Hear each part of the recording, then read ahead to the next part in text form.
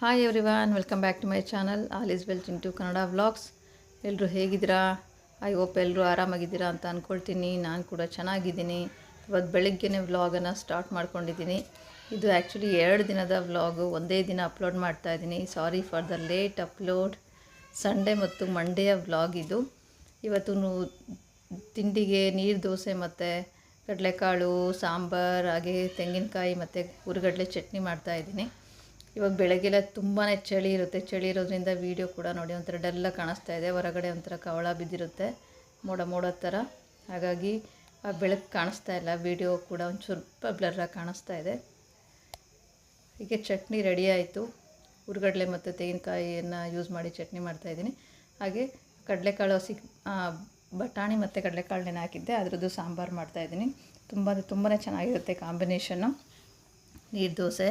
ನೀರು ದೋಸೆಗೆ ಬಟಾಣಿ ಮತ್ತು ಕಡಲೆಕಾಳು ಸಾಂಬಾರು ಕೂಡ ರೆಡಿ ಮಾಡ್ಕೊಂಡಿದ್ದೀನಿ ನೋಡಿ. ಮಸಾಲೆ ಎಲ್ಲ ರುಬ್ಕೊಳ್ಳೋದಕ್ಕೆ ರೆಡಿ ಮಾಡಿ ಇಟ್ಕೊಂಡಿದ್ದೀನಿ. ಇನ್ನೇನು ಸಾಂಬಾರಿಗೆ ಒಗ್ಗರಣೆ ಹಾಕಿ ಚಟ್ನಿ ರೆಡಿ ಆಯಿತು. ನೀರು ದೋಸೆಯನ್ನು ರಪ್ಪ ಅಂತ ಮಾಡ್ತಾ ಇರೋದಷ್ಟೇ. ನೀರು ದೋಸೆಗೆ ತೆಂಗಿನಕಾಯಿ ಮತ್ತು ಅಕ್ಕಿಯನ್ನು ರಾತ್ರಿನೇ ನೆನೆ ಹಾಕಿದ್ದೆ. ಅಕ್ಕಿಯನ್ನು ಬೆಳಗ್ಗೆ ಅದನ್ನು ರುಬ್ಕೊಂಡು ದೋಸೆ ಮಾಡೋದಷ್ಟೇ. ಇದು ನಮ್ಮದು ಒಂದು ಅಕ್ಷಯ ಪಾತ್ರೆ ಅಂತಲೇ ಹೇಳ್ಬೋದು. ಈ ಕಾವಲಿ, ಕಬ್ಬಿಣದ ಕಾವಲಿ ಇದು, ಎರಕದ್ದು. ಇದಕ್ಕೆ ಸ್ವಲ್ಪ ಎಣ್ಣೆ ಹಾಕಿ ಈರುಳ್ಳಿಯಲ್ಲಿ ಉಜ್ಕೊಂಡ್ರೆ ನೀರು ದೋಸೆ ತುಂಬ ಚೆನ್ನಾಗಿ ಬರುತ್ತೆ.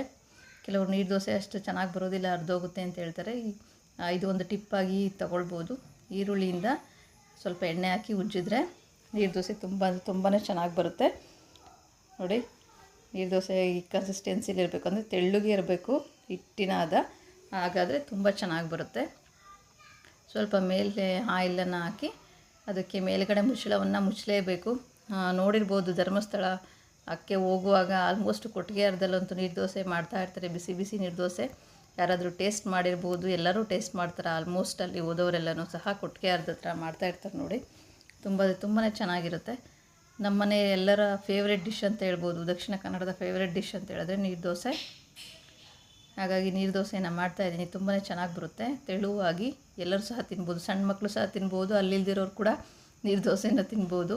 ಮತ್ತು ಹುಷಾರಿಲ್ದಿರೋರ್ಗೂ ಕೂಡ ಚೆನ್ನಾಗಿರುತ್ತೆ, ಯಾವುದೇ ಸೈಡ್ ಎಫೆಕ್ಟ್ಸ್ ಇರೋದಿಲ್ಲ. ಇವಾಗ ಹಸ್ಬೆಂಡ್ ಕೂಡ ಬಂದರು, ಅವ್ರು ವಾಕಿಂಗ್ ಮುಗಿಸ್ಕೊಂಡು. ಅವರಿಗೆ ನೀರು ದೋಸೆ ಅಂದರೆ ತುಂಬಾ ಇಷ್ಟ. ತಿಂಡಿ ಕೊಡ್ತಾಯಿದ್ದೀನಿ. ಬಿಸಿ ಬಿಸಿ ನೀರು ದೋಸೆ, ಬಿಸಿ ಬಿಸಿ ಕಡಲೆಕಾಳು ಸಾಂಬಾರು, ಹಾಗೆ ತೆಂಗಿನಕಾಯಿ ಚಟ್ನಿ. ಸೂಪರ್ ಕಾಂಬಿನೇಷನ್ ಅಂತಲೇ ಹೇಳ್ಬೋದು. ತುಂಬಾ ಚೆನ್ನಾಗಿರುತ್ತೆ ಟೇಸ್ಟ್ ವೈಸ್. ಎಲ್ಲರೂ ಮಾಡ್ತಾರೆ ಅಂತ ಅಂದ್ಕೊಳ್ತೀನಿ. ನಾವು ಕೂಡ ಮನೇಲಿ ಮಾಡ್ತಾಯಿರ್ತೀನಿ. ಹಾಗೆ ಪ್ರಣವ್ ಕೂಡ ನನಗೆ ರೆಡಿಯಾಗಿ ಬಾಕ್ಸ್ ಎಲ್ಲ ಹಾಕ್ಕೊಂಡು ಸ್ಕೂಲಿಗೆ ಹೋಗಿ ಆಯಿತು. ಇವಾಗ ಪ್ರಣವ್ ದೋಸೆ ಬೇಕು ಅಂತ ಹೇಳ್ದೆ, ಹಾಗೆ ತಿಂತಾಯಿದ್ದಾನೆ ನೋಡಿ. ಖುಷಿಯಾಗಿ ಮಕ್ಕಳು ಎಲ್ಲ ಅಲ್ಲಿದ್ದರೂ ಸಹ ನೀರು ದೋಸೆನ ತಿನ್ಬೋದು. ಚೆನ್ನಾಗಿರುತ್ತೆ ಅಂತಲೇ ಹೇಳ್ಬೋದು.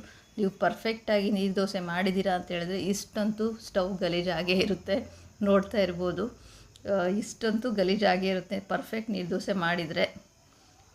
ಇದನ್ನೆಲ್ಲ ಇವಾಗ ಕ್ಲೀನ್ ಮಾಡೋವಂಥ ಕೆಲಸ. ನೀರು ದೋಸೆ ಮಾಡಿದ್ರೆ ಆಲ್ಮೋಸ್ಟ್ ಎಲ್ಲನೂ ಗಲೀಜಾಗಿರುತ್ತೆ, ಆ ಕಡೆ ಈ ಕಡೆ ಎಲ್ಲ ಸಿಡಿಯುತ್ತೆ ಹಾಕ್ಕೊಳ್ಳುವಾಗ ಎಲ್ಲನೂ. ಹಾಗಾಗಿ ಫಸ್ಟ್ ಇವಾಗ ತಿಂಡಿ ಎಲ್ಲ ರೆಡಿ ಆದಮೇಲೆ ನಾನು ಇವಾಗ ಅಡುಗೆ ಮನೆಯನ್ನು ಕ್ಲೀನ್ ಮಾಡ್ತಾಯಿದ್ದೀನಿ. ನೀರು ದೋಸೆ ಆಗಿರೋದ್ರಿಂದ ಕಟ್ಟೆ ಕೂಡ ತುಂಬಾ ಗಲೀಜಾಗುತ್ತೆ. ಹಾಗೆ ಚಿಮಣಿ ಕೂಡ ಸಿಡಿದಿರುತ್ತೆ. ಆಯಿಲೆಲ್ಲನೂ ನೀರು ಇದನ್ನು ಹಾಕುವಾಗ ಆ ಸೈಡಲ್ಲೆಲ್ಲನೂ ಸಹ ಎಣ್ಣೆ ಎಲ್ಲನೂ ಸಿಡಿಯುತ್ತೆ. ಹಾಗಾಗಿ ಎಲ್ಲನೂ ಫಸ್ಟ್ ಒರೆಸ್ಕೊಳ್ಳೋಣ. ತಿಂಡಿ ಎಲ್ಲ ಆಯಿತು, ಮಾಡಿ ಆಯ್ತು ಅಷ್ಟೇ, ಇನ್ನು ತಿನ್ನಬೇಕಷ್ಟೇ. ಇದನ್ನೆಲ್ಲ ಕ್ಲೀನ್ ಮಾಡಿಟ್ಟು ತಿನ್ನೋವಂಥದ್ದು. ಈ ಕ್ಲೀನಿಂಗ್ ಕೆಲಸನೇ ಜಾಸ್ತಿ ಆಗುತ್ತೆ ನೀರು ದೋಸೆ ಮಾಡಿದ್ರೆ. ಎಲ್ಲ ಕಡೆ ಸಿಡಿಯುತ್ತೆ. ಮತ್ತು ಹಾಗೆ ಚಿಮ್ನಿ ಕೂಡ ಆಯಿಲೆಲ್ಲ ಸಿಡಿದ್ರಿಂದ ಚಿಮ್ನಿನ ಕೂಡ ಕ್ಲೀನ್ ಮಾಡ್ಕೊಡ್ತಾ ಇದ್ದೀನಿ. ಇದು ಗ್ಲಾಸ್ ಆಗಿರೋದ್ರಿಂದ ಸ್ವಲ್ಪ ಕಾಲಿನ್ ಇರುತ್ತಲ್ವ, ಅದನ್ನು ಹಾಕಿ ಸ್ಪ್ರೇ ಮಾಡಿ ಒರೆಸಿದ್ರೆ ಕ್ಲೀನ್ ಆಗುತ್ತೆ. ಯಾವಾಗಲೂ ಡೈಲಿ ಅಡುಗೆ ತಿಂಡಿ ಮಾಡಿದ್ಮೇಲೆ ಒರೆಸ್ತಾ ಇದ್ದರೆ ಏನಷ್ಟು ಗಲೀಜಾಗೋದಿಲ್ಲ. ಹಾಗಾಗಿ ಒರೆಸ್ತಾ ಇದ್ದೀನಿ. ಆಯಿಲೆಲ್ಲ ಸಿಡಿದಿತ್ತು, ಅದಕ್ಕೂ ಕೂಡ ನೀರು ದೋಸೆ ಮಾಡುವಾಗ ಆಯಿಲ್ ಹಾಕ್ತೀವಲ್ಲ, ಆವಾಗ ಎರಚುವಾಗ, ದೋಸೆ ಹಿಟ್ಟನ್ನು ಎರಚುವಾಗ ಆಯಿಲ್ ಅಲ್ಲಿಗೂ ಕೂಡ ಸಿಡಿದಿತ್ತು. ಹಾಗಾಗಿ ಒರೆಸ್ತಾ ಇದ್ದೀನಿ. ಇಷ್ಟೆಲ್ಲ ಕ್ಲೀನಿಂಗ್ ಕೆಲಸವನ್ನು ಮುಗಿಸಿ ನಾವು ತಿಂಡಿ ತಿನ್ನುವಂಥದ್ದು. ಇವಾಗ ಹಸ್ಬೆಂಡ್ ಕೂಡ ರೆಡಿಯಾಗಿ ಹೋಗ್ತಾರೆ. ತಿಂಡಿ ಎಲ್ಲ ಆಯಿತು. ಅವರು ಡ್ಯೂಟಿಗೆ ಹೋದ ನಂತರ ಏನಿಲ್ಲ, ಅವ್ರ ಜೊತೆ ಅಕಸ್ಮಾತ್ ಒಂದೊಂದ್ಸಲ ಇದ್ದರೆ ಅವ್ರ ಜೊತೆ ತಿಂತೀನಿ. ಒಂದೊಂದ್ಸಲ ಅವ್ರು ಹೋದ ನಂತರ ಅವ್ರನ್ನ ಕಳಿಸ್ಬಿಟ್ಟೆ ಅವ್ರಿಗೆ ಲಂಚ್ ಬಾಕ್ಸ್ ಎಲ್ಲನೂ ಪ್ರಿಪೇರ್ ಮಾಡಿ ಅವ್ರಿಗೆ ಕೊಟ್ಟು ಅವ್ರನ್ನ ಕಳಿಸಿದ ಮೇಲೇ ಆಲ್ಮೋಸ್ಟ್ ತಿಂಡಿ ತಿಂತೀನಿ. ನೆಕ್ಸ್ಟ್ ಇನ್ನು ಉಳಿದಿದ್ದ ಕೆಲಸವನ್ನು ನಾವು ಮಾಡ್ಕೊಳ್ಳೋವಂಥದ್ದು. ಹಾಗೆ ಭಾನುವಾರ ನಮ್ಮ ಊರಲ್ಲಿ ಹಳ್ಳಿ ಸಂತೆ ಇರುತ್ತೆ. ಸಂತೆಯಿಂದ ಕೂಡ ತರಕಾರಿಗಳನ್ನು ತಂದಿದ್ವಿ, ಅದನ್ನು ಹಾಗೆ ಇಟ್ಟಿದ್ದೆ. ಅದನ್ನು ಕೂಡ ಇವಾಗ ಕ್ಲೀನ್ ಮಾಡ್ಕೋಬೇಕು. ಎಲ್ಲನೂ ಸಪ್ರೇಟ್ ಮಾಡಿ ಫ್ರಿಜ್ಜಲ್ಲಿ ಇಡುವಂಥದ್ದನ್ನು ಇಡಬೇಕು. ಹಾಗೆ ಇಟ್ಕೊಳ್ಳೋಂಥದ್ದನ್ನು ಕೂಡ ಇಟ್ಕೊಳ್ಬೇಕು. ಪ್ರತಿ ವಾರ ನಮ್ಮೂರಲ್ಲಿ ಸಂತೆ ಆಗುತ್ತೆ ಭಾನುವಾರ. ನಾವು ಆಲ್ಮೋಸ್ಟ್ ಭಾನುವಾರದ ಸಂತೆಯಿಂದನೇ ತೊಗೊಂಡು ಬಂದರೆ ನನಗೆ ಸಮಾಧಾನ ಆಗುತ್ತೆ. ಎಲ್ಲ ತರಕಾರಿಗಳು ಸಿಗುತ್ತೆ ಮತ್ತು ಒಂದು ವಾರ ಯಾವುದೇ ತಿಂಡಿ ಮಾಡೋಣ, ಏನು ಸಾಂಬಾರು ಮಾಡೋಣ ಅಂತ ಯೋಚನೆ ಇರೋದಿಲ್ಲ. ಎಲ್ಲ ತರಕಾರಿಗಳು ಒಂದೇ ಸಲ ಸಿಕ್ಕಾಗ ನಮಗೆ ನೆಕ್ಸ್ಟು ಯಾವುದೇನೇನು ಮಾಡಬೇಕು ಅಂತ ಅಷ್ಟೊಂದು ಗಡಿಬಿಡಿ ಅನಿಸೋದಿಲ್ಲ. ಹಾಗಾಗಿ ನನಗೆ ಸಂತೆಗೆ ಹೋಗಿ ತರಕಾರಿಗಳನ್ನ ತರಲೇಬೇಕು. ಹಾಗೆ ಫ್ರೆಶ್ಶಾಗಿ ಕೂಡ ಇರುತ್ತೆ ಮತ್ತು ರೇಟ್ ಕೂಡ ಕಡಿಮೆ ಇರುತ್ತೆ ಸಂತೆಯಲ್ಲಿ. ಹಾಗಾಗಿ ಅಲ್ಲ ಸಂತೆ ವಾರನೂ ಸಹ ಸಂತೆಗೆ ಹೋಗ್ತೀವಿ. ಈ ಸಿಟಿ ಮಾರ್ಕೆಟ್ಗಳಿಗಿಂತ ಸಂತೆಯಲ್ಲಿ, ಹಳ್ಳಿ ಸಂತೆಗಳಲ್ಲಿ ತರಕಾರಿ ಫ್ರೆಶ್ಶಾಗಿ ಕೂಡ ಇರುತ್ತೆ. ಬೆಳೆದಿರೋರು ಇರ್ತಾರೆ, ರೈತರು ಡೈರೆಕ್ಟಾಗಿ ಬೆಳೆದಿರೋವಂಥ ತರಕಾರಿಗಳನ್ನು ಇಲ್ಲಿಗೆ ತೊಗೊಂಡು ಬಂದು ಮಾರುವಂಥದ್ದು. ಹಾಗಾಗಿ ತರಕಾರಿ ಕೂಡ ಫ್ರೆಶ್ಶಾಗಿರುತ್ತೆ, ಸೊಪ್ಪು ಎಲ್ಲನೂ ಸಹ ಫ್ರೆಶ್ಶಾಗಿರುತ್ತೆ. ಹಾಗಾಗಿ ನಾವು ಸಂತೆಯನ್ನು ಮಾಡ್ತೇವೆ ವಾರಕ್ಕೊಂದು ಸಲ. ನೋಡಿ, ಬಿಸಿ ಬಿಸಿ ನೀರು ದೋಸೆ ಹಾಗೆ ಸಾಂಬಾರು ಮತ್ತು ಚಟ್ನಿ ರೆಡಿ ಆಯಿತು. ಬನ್ನಿ ಇವಾಗ ಟಿಫನ್ ಮಾಡೋಣ. ನೀರು ದೋಸೆ ಮತ್ತು ಸಾಂಬಾರು ಮತ್ತು ಚಟ್ನಿ. ಹಾಗೆ ನನಗೆ ಕುಚ್ಚು ಹಾಕೋದು ಕೂಡ ಇತ್ತು ಇವತ್ತು.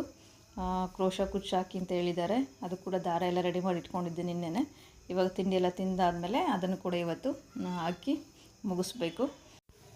ಬೀಡ್ಸ್ ಎಲ್ಲ ಯೂಸ್ ಮಾಡಿ ಕ್ರೋಶ ಕುಚ್ಚನ್ನು ಹಾಕಿ ಅಂತ ಹೇಳಿದ್ದಾರೆ. ಹಾಗಾಗಿ ಬೀಡ್ಸು ಎಲ್ಲನೂ ತೊಗೊಳ್ತಾ ಇದ್ದೀನಿ. ಎಲ್ಲ ಒಂದು ಸಲ ದಾರ ಇದು ಎಲ್ಲ ಥ್ರೆಡ್ ಎಲ್ಲ ರೆಡಿ ಮಾಡಿ ಇಟ್ಕೊಂಡು ಬೀಡ್ಸ್ ಎಲ್ಲ ಇಟ್ಕೊಂಡ್ರೆ ಒಂದು 2-3 ಗಂಟೆಯಲ್ಲಿ ಈ ಡಿಸೈನನ್ನು ಹಾಕ್ಬೋದು. ನಾನಿವಾಗ ಹಾಕ್ತಾ ಇರೋಂಥದ್ದು ಎವರ್ ಗ್ರೀನ್ ಕುಚ್ಚು ಅಂತಲೇ ಹೇಳ್ಬೋದು. ಎಲ್ಲ ಸ್ಯಾರಿಗಳಿಗೂ ತುಂಬ ಚೆನ್ನಾಗಿ ಮ್ಯಾಚ್ ಆಗುತ್ತೆ. ಮತ್ತು ಈ ಡಿಸೈನ್ ಒಂದು ಕಲಿತ್ರೆ ಎಲ್ಲ ಕ್ರೋಶ ಡಿಸೈನ್ಗಳನ್ನ ನಾವು ಹಾಕ್ಕೊಳ್ಬೋದು. ನೋಡ್ತಾ ಇರ್ಬೋದು, ಇದು ಈ ರೀತಿ ಹಾಕಿದ್ದೆ ಈ ಸ್ಯಾರಿಗೆ ಕುಚ್ಚನ್ನು. ತುಂಬ ಚೆನ್ನಾಗಿ ಕಾಣಿಸುತ್ತೆ, ಎಲಿಗೆಂಟಾಗಿ ಕಾಣಿಸುತ್ತೆ. ಈ ಡಿಸೈನ್ ಒಂದನ್ನು ಕಲಿತ್ರೆ ಎಲ್ಲ ಡಿಸೈನ್ಗಳನ್ನ ನಾವು ಕಲಿತ ಹಾಗೆ. ಇದು ಬೇಸಿಕ್ ಮತ್ತು ಬಿಗಿನರ್ಸ್ಗೆ ಕೂಡ ತುಂಬ ಈಸಿಯಾಗಿ ಹಾಕ್ಕೊಳ್ಬೋದು. ಎಷ್ಟು ಚೆನ್ನಾಗಿ ಕಾಣಿಸ್ತಾ ಇದೆ ನೋಡಿ, ಕಲರ್ ಕಾಂಬಿನೇಷನ್ ಎಲ್ಲದಕ್ಕೂ. ಇದ್ರ ಜೊತೆಗೆ ಮಂಡೇ ವ್ಲಾಗ್ ಕೂಡ ಕಂಟಿನ್ಯೂ ಆಗ್ತಾ ಇದೆ. ಮಂಡೇ ನನ್ನ ಮೈದನ ಮಗಳು ಗಾನವಿದು ಬರ್ತ್ಡೇ ಇತ್ತು. ಅಂದರೆ 5 ತುಂಬಿ 6ನೇ ವರ್ಷದ ಬರ್ತ್ಡೇ.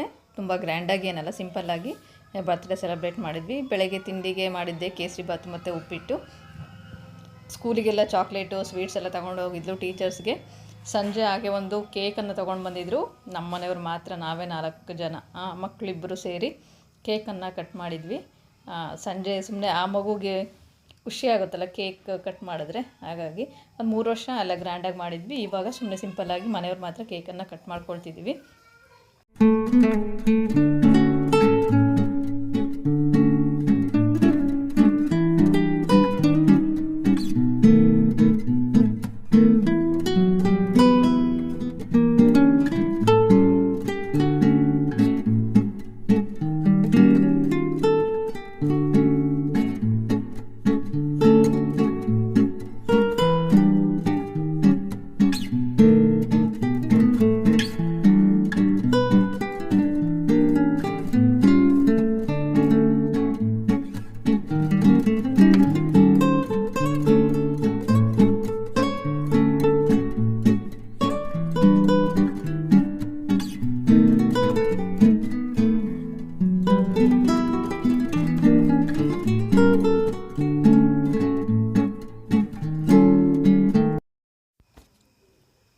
ಅವಳಿಗೆ ಆರತಿಯನ್ನು ಮಾಡಿ ಬರ್ತ್ಡೇಯನ್ನು ಮುಗಿಸಿದ್ವಿ.